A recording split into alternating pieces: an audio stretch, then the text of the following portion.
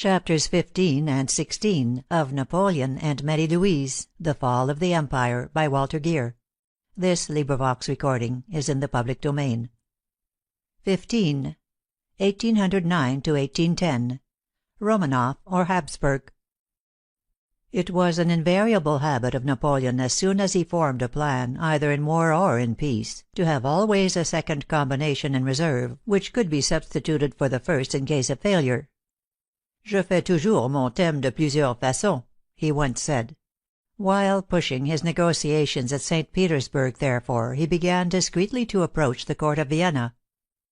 Although there were several German princesses of ancient lineage and Catholic religion, the only two who seemed to merit serious consideration were the daughters of the King of Saxony and the Emperor of Austria. Saxony was not one of the great powers, but the reigning house was highly considered in Europe, and the king was the most faithful of all the Emperor's German allies. His recent visit to Paris with his daughter Marie-Auguste had naturally led to considerable gossip regarding this princess. But the King of Saxony was also the Grand Duke of Warsaw, and it is hardly probable that Napoleon ever considered seriously an alliance with a second-class power, and one which would certainly increase the growing suspicions of Russia. In reality, Napoleon had invited the king to visit him at Paris for an entirely different reason. In order to keep his new engagements with Alexander regarding Poland, the Emperor was forced to submit to several humiliating concessions, of which one was the loss of the prerogative of bestowing the Polish orders and decorations which the King of Saxony had dispensed since 1807. Napoleon had therefore decided to see the king and explain these matters to him in person in order to soften the blow. The visit of the king was accordingly less to prepare a Saxon marriage than to facilitate the Russian alliance. In case the negotiations with Russia fell through, only Austria seemed worthy of consideration. The House of Habsburg dated back to the 11th century, and had furnished sovereigns to Austria, Spain, and the Holy Roman Empire. A long series of ancestors with crowned heads, luminous in the night of the past. Now that the House of Bourbon had disappeared, no other reigning family in Europe could be compared with it in dignity and glory. Since Wagram there had seemed to be a change in the attitude of Austria, who had been the greatest enemy and also the greatest victim of revolutionary France. Metternich, the former ambassador to Paris, who had succeeded the bellicose Stadion as Minister of Foreign Affairs, had spoken of a durable peace and even of an alliance. The Emperor Francis had a daughter, the Archduchess Louise, who was 18 years of age. As a proof of his change of heart, would he give her to the Emperor Napoleon? During the war the embassies at Paris and Vienna had been closed, and there had not yet been time to send new ambassadors, therefore the usual diplomatic channels for solving this question were not open. Napoleon had not made his appointment for Vienna, but Francis had selected Schwarzenberg to represent him at Paris. The prince had not yet joined his post, but had sent ahead the Councillor of the Legation, Chevalier de Floret. In an interview with the latter, on the 21st November, Champagny had asked several questions about the Princess Louise, but had not obtained any information which could enlighten the Emperor as to the probable attitude of the Austrian court. Most unexpectedly this enlightenment came directly from Vienna, and from a high source. Through his friendship with Bubna, a young Frenchman named Alexandre de Laborde had played quite an important minor part during the peace negotiations at Vienna. At the time of the Revolution Laborde had emigrated and entered the Austrian service, where he was in the same regiment with Bubna. Subsequently he had rallied to the Empire, and was attached to the General Staff. After the conclusion of the peace, he had remained in Vienna in charge of some details connected with the evacuation by the French troops.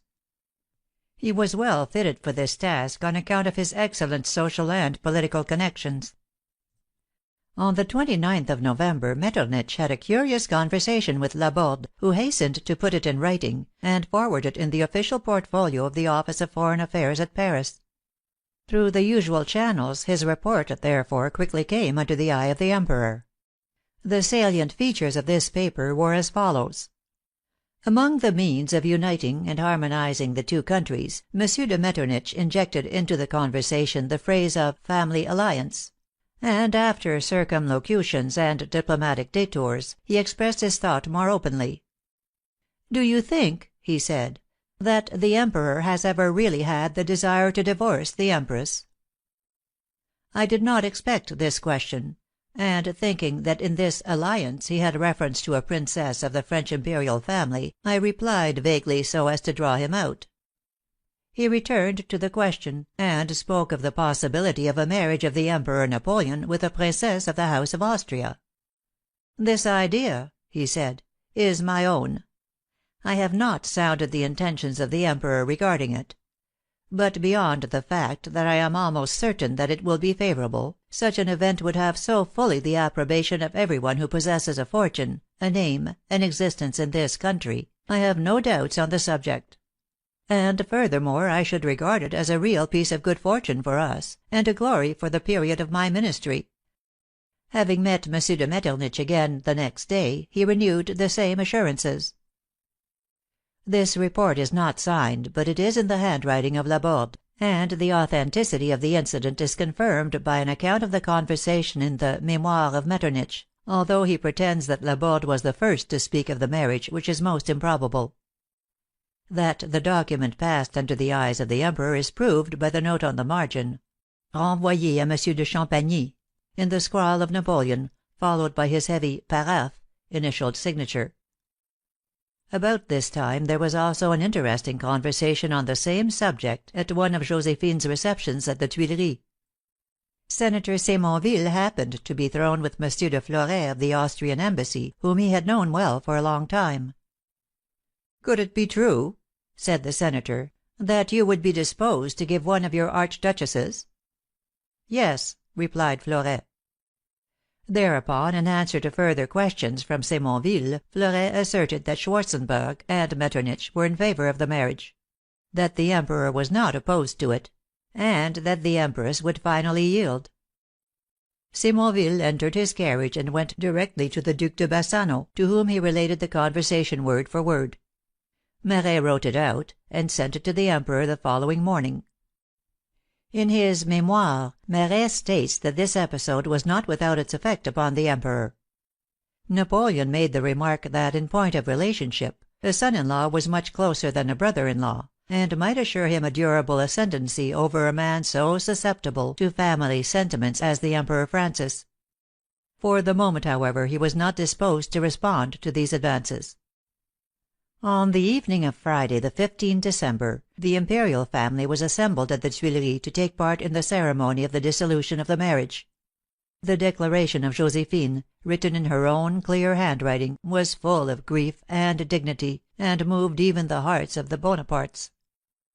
After reading a few words, her voice became choked with sobs, and she handed the paper to Regnault, who finished it. The following morning the decree annulling the marriage was passed by the Senate. That afternoon Joséphine left the Tuileries for the last time, to establish herself at Malmaison, while Napoleon departed for Trianon, where he proposed to pass the first few days of his brief widowhood. The first courier to St. Petersburg was delayed by the formalities of the frontier and the rigors of the Russian winter, so that the despatches did not reach the hands of Caulaincourt until the 14th December. Unfortunately, Alexander had left his capital 4 days before for a visit to Moscow, and to his sister Catherine, who was established in the government of Tver. As he was not expected back under 2 or 3 weeks, all negotiations had to be put off until the last of December or the 1st of January. With Austria it was much easier to continue the very informal conversations already begun. Her minister was now in Paris, and he could communicate with Vienna and have a reply within 2 weeks. In a conference which the Emperor had with Marat at Trianon the last of December, he finally gave orders to make some overtures to Schwarzenberg, proceeding always with much dexterity, circumspection, and mystery. "It is important," said Napoleon, "to engage the ambassador without binding me." The pourparlers, in the form so specified, were thus actively carried on. The formal notification of the divorce, addressed to the European governments, was drawn up in such a manner as to give the impression that the Emperor, contrary to general opinion, had made no engagements. He did not wish the Court of Vienna to know how deeply he was committed to Russia. In the circular issued by the Foreign Office it was stated that The heart of his Majesty was indeed too much afflicted for him to take up such subjects as yet. These sentimental phrases had the practical intent of persuading Austria that the field was still open. The circular, it is hardly necessary to state, was not sent to St. Petersburg. Owing to the confidences that he had received at Vienna, Laborde was chosen to take the matter up with the Austrian ambassador. Before the end of December he saw Schwarzenberg several times, found him personally well disposed, even profoundly interested in the matter. Convinced of the great advantages which would accrue to his country, but unable to speak for his court; skeptic as to the outcome, and looking for a Russian marriage. Laborde revived his hopes, and insinuated that it would be well for him to be prepared for any event. Finally, Napoleon decided to employ some of the persons most closely attached to himself, and the last ones whom one would have expected to see intervene. On Christmas Day Napoleon invited Joséphine and Hortense to dine with him at Trianon, and the following morning he returned to the Tuileries, where everything recalled the absent one. The morning of the 31st December he wrote Joséphine: "I have a grand parade to day, mon ami. I shall see all my old guard, and more than 60 trains of artillery. I am sad not to see thee.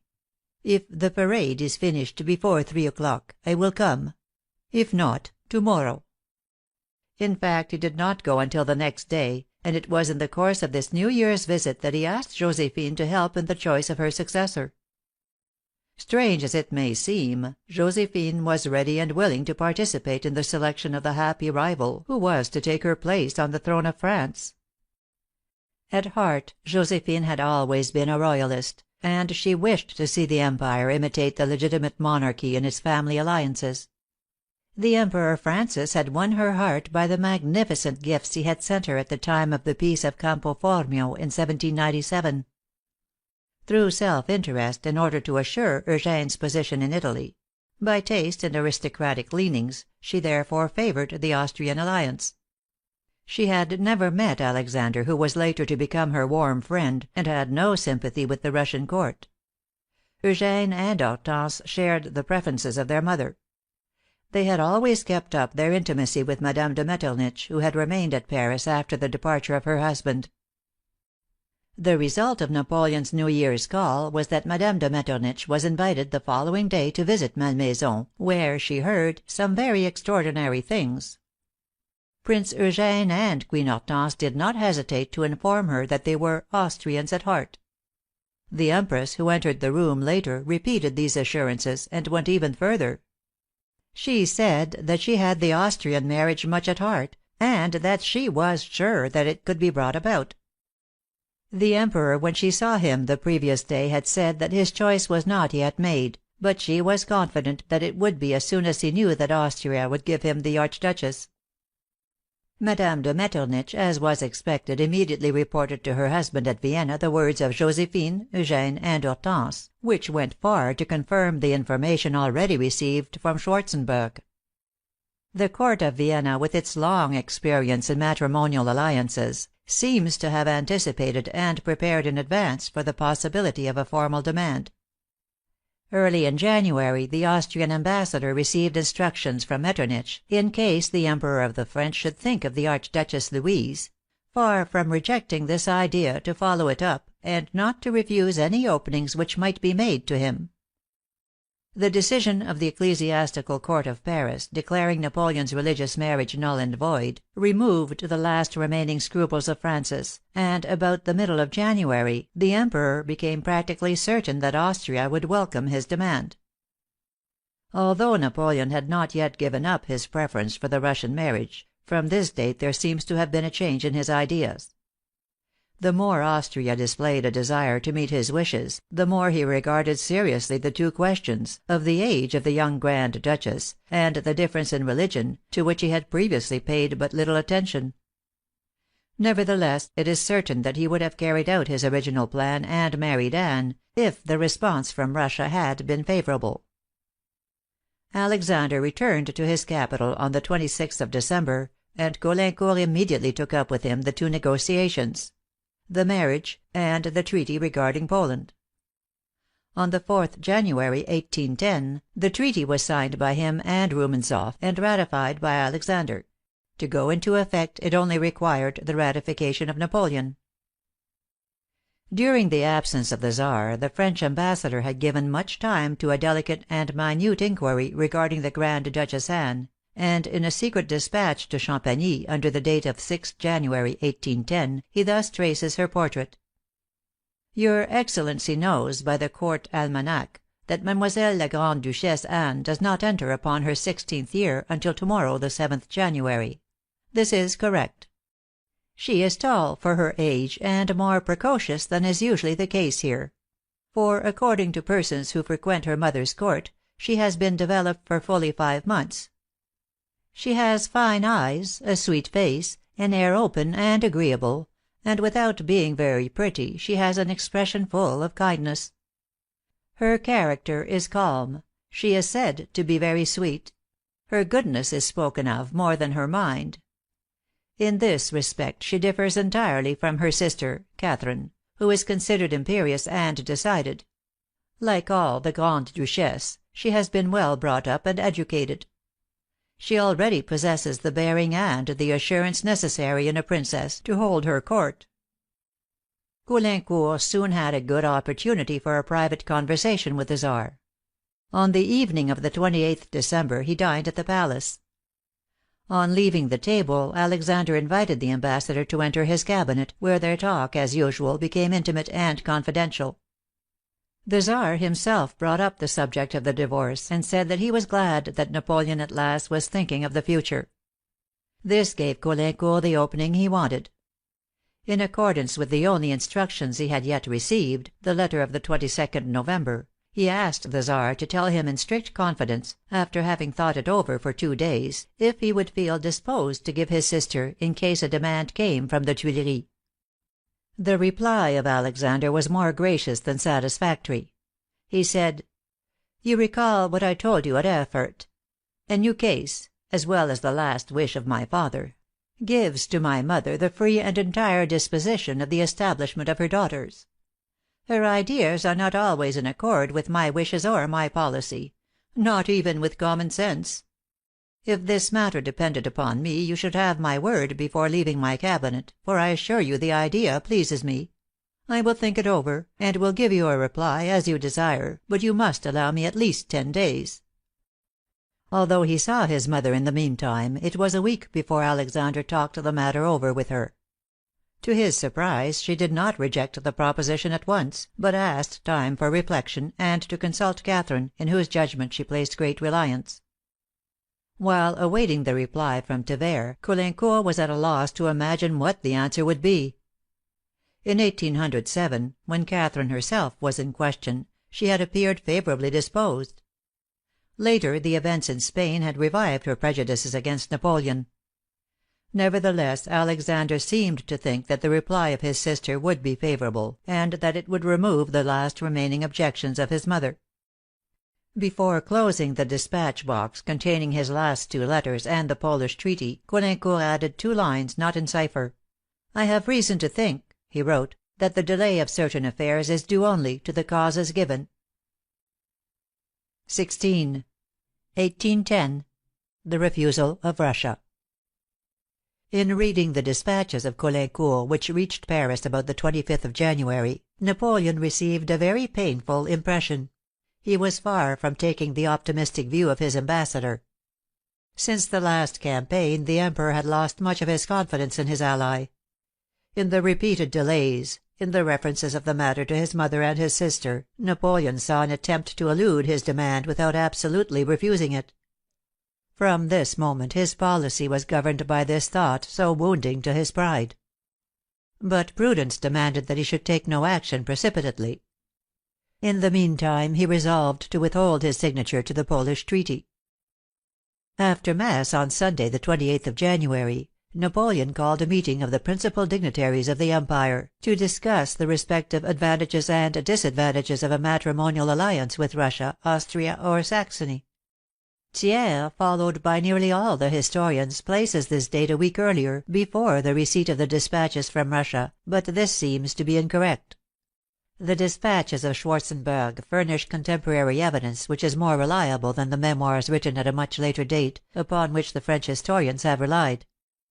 A memorandum preserved in the National Archives, dated the 1st of February, speaks of the sensation caused in Paris society, depuis 3 jours, by the council held at the Tuileries, which corresponds with the date of the 28th of January. Finally, in a letter under date of the 6th of February, Napoleon refers to the meeting held "a few days since." This date is of importance, for it shows that Napoleon did not allow any open discussion of the Austrian marriage until after the receipt of the news from Russia.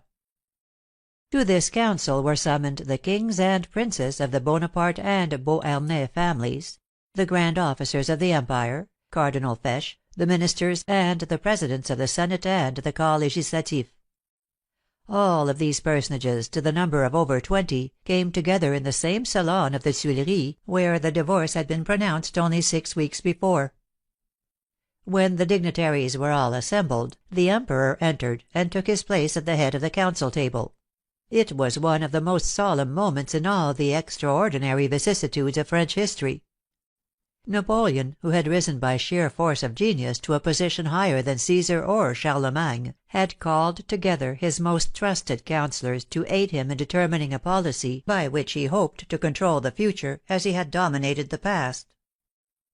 Around him are grouped these personages celebrated under different titles, of whom some personify the heroism of war, others the genius of affairs; kings by their sword, statesmen possessors of the traditions of the past; Murat and Eugène, Talleyrand and Fouché, Berthier, Cambacérès, Maret, Champagny, Fontanes, all dissimilar in origin, in mind, in passions, but brought together by the common master, who constitutes their bond and associates their destinies. Napoleon opened the meeting with a few dignified and well-chosen words. He said in substance, "I can wed a princess of Russia, Austria, or Saxony, of one of the sovereign houses of Germany, or indeed a Frenchwoman. It only remains for me to designate the one who will first pass under the Arc de Triomphe to enter Paris." To flatter the national pride, he added that he would prefer to marry a Frenchwoman, but that powerful interests might dictate another choice. The Minister of Foreign Affairs, Champagny, Duc de Cador, who had been in charge of the negotiations, spoke next. He furnished some information regarding the ages and the qualifications of the 3 princesses who had been most seriously considered: the Grand Duchess Anne, the Archduchess Louise, and the Princess Auguste of Saxony. After this the question was thrown open for general discussion, and the Emperor invited all to state their views. Thiers has given us a detailed report of this consultation, but his story rests on the evidence of only one person who was present, the Arch-Chancellor Cambacérès, and other witnesses have given very different versions. It is not easy, therefore, to reconstitute the scene. In this is to be found an example of the difficulties which so frequently confront the writer in his search for the truth of history. Many of those who were present have left memoirs in which they have sketched the scene, but no 2 of these accounts agree upon the date, the names of those present, or the positions taken. If, as above stated, the date can be fixed with certainty, it is not the same with the advice given by those present. This, however, is not strange, for we find that nearly all the memoirs of the time, mostly written many years after the event, are colored by the changed points of view of the authors after the Restoration. Under these circumstances, it is frankly impossible to give an accurate report of the proceedings. The idea of espousing a Frenchwoman was not advocated by any one. The Arch-Treasurer Lebrun was the only person to speak in favor of the Saxon princess, and he had 1 or 2 supporters. It was around the names of the 2 great empires, Russia and Austria, that the debate became most animated. The Arch-Chancellor Cambacérès and King Murat warmly supported the Grand Duchess Anne, while Talleyrand, Eugène, Maulien, Fesch, Fontanes, Champagny, Maret and Berthier declared for the Archduchess Louise. With his vivid soldiery eloquence, Murat led the charge against Austria. It was enough for him that the Beauharnais favored the Habsburg alliance; he threw himself into the opposite camp. There is little doubt that the Beau Sabreur had behind him a strong party in the nation who saw in the Austrian marriage a backward step, a return to the days of Marie Antoinette with all the abuses and privileges of the Ancien Regime. On the other hand, the partisans of Austria wished to see a repudiation, so far as possible, of the ideas of the Revolution, and a return to the principles of the legitimate monarchy. To assure the peace of the Continent, and fix definitely the future of Italy and Germany, they desired to end the duel between Austria and France, which for more than a decade had led to all the coalitions which had been formed. Without exception, the ablest advisers of the Emperor advocated this policy. The question does not seem to have been put to vote, but the weight of opinion was clearly in favor of Austria. The most statesmanlike utterance on the other side was that of Cambacérès. He pointed out the salient fact, to which but little attention appears to have been given, that the nation not selected would inevitably become an enemy. There was little chance of a renewal of hostilities with Austria, 4 times conquered by France. The future point of danger lay in the great empire of the North, with its enormous resources and its great latent force of resistance. In the light of after events it seems strange that this grave warning made so little impression on the Assembly. The Emperor listened to the debate for the most part in silence, giving few signs of approbation or disapproval. Only once did he plainly show his discontent. When Cesar, who was connected with the War Office, became very animated in his attack on Austria, and exclaimed, "Austria is no longer a great power," Napoleon calmly interrupted with the remark, "It is evident, sir, that you were not at Wagram." At the end the Emperor thanked and dismissed his advisers without himself expressing any opinion. As Napoleon had placed no injunction of secrecy, the details of the meeting immediately became known in Paris, and caused a great sensation. The public appeared divided in its sentiments, but the weight of opinion favored the Austrian alliance. The parties the most opposed to the Archduchess were the 2 extreme factions.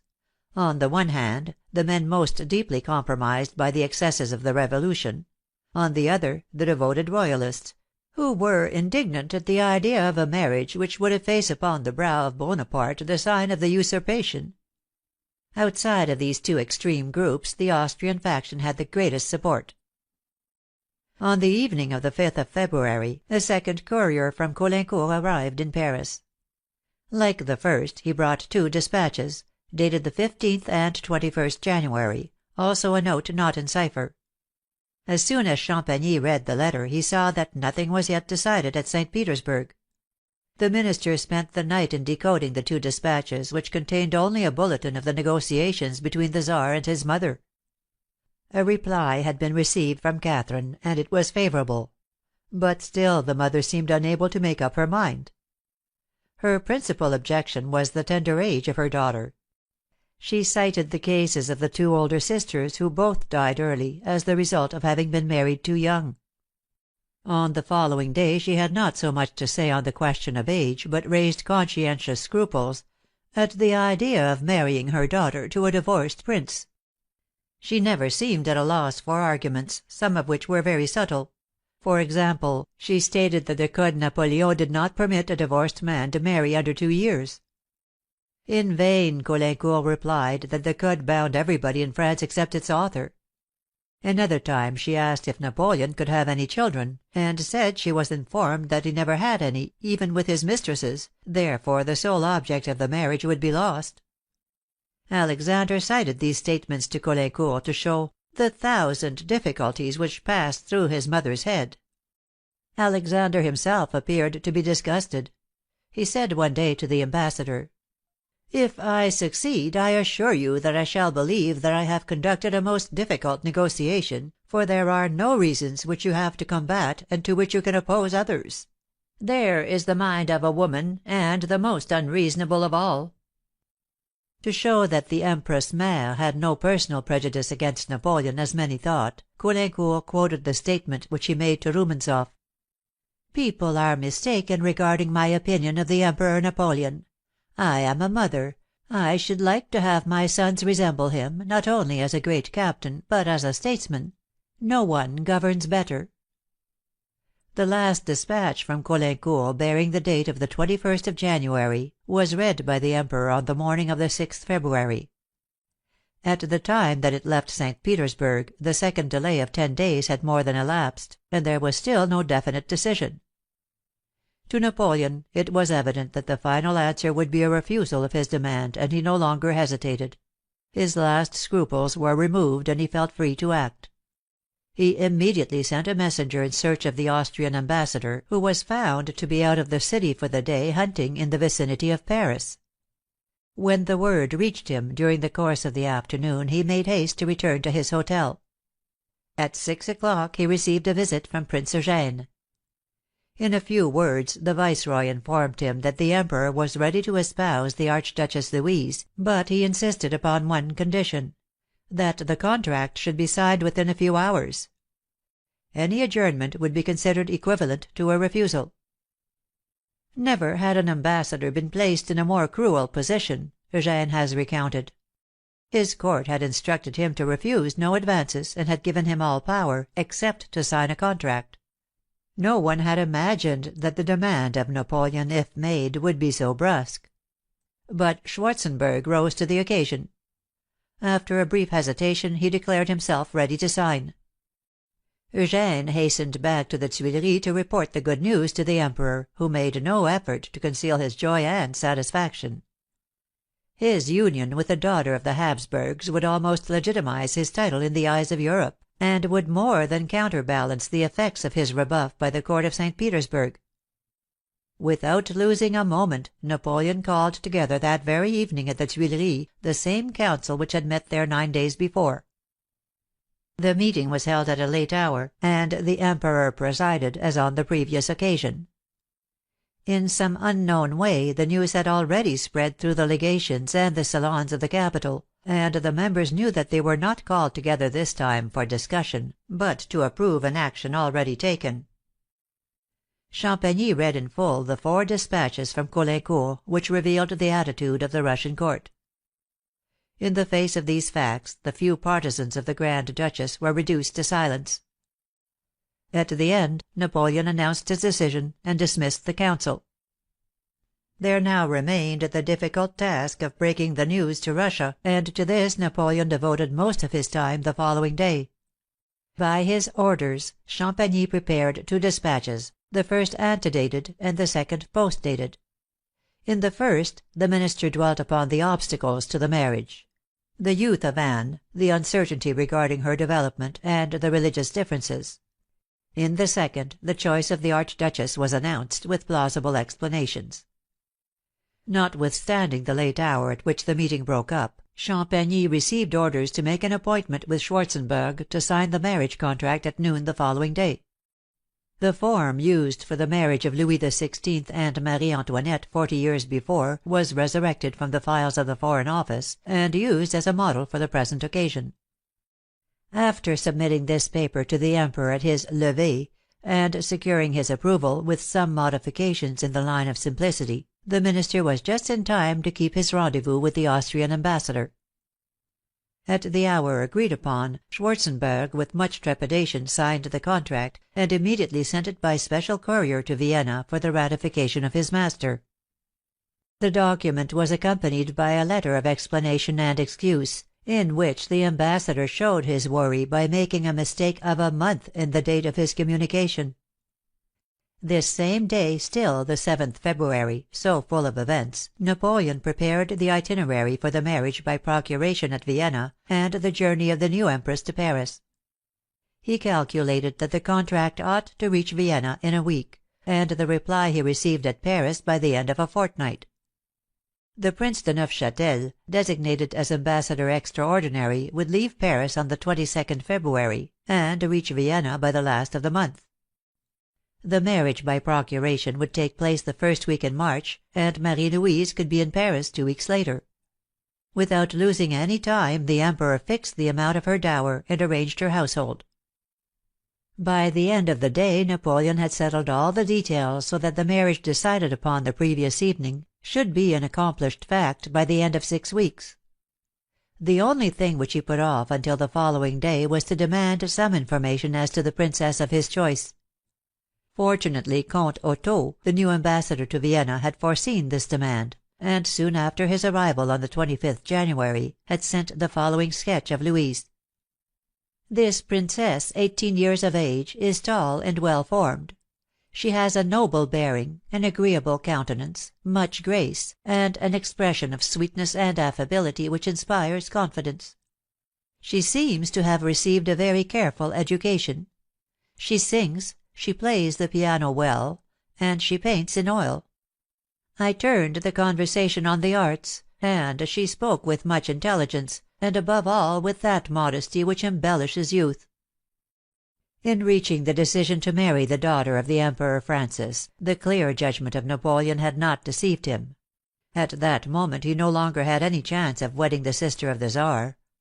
The dispatches sent from Paris on the 6th and 7th February crossed on the way to Russia the reply of the Czar, and that reply was a refusal. On the 4th February, Alexander informed Caulaincourt that his mother absolutely refused to consent to the marriage of Anne under 2 years. The age of her daughter was the sole obstacle which the Empress Mère found to the marriage.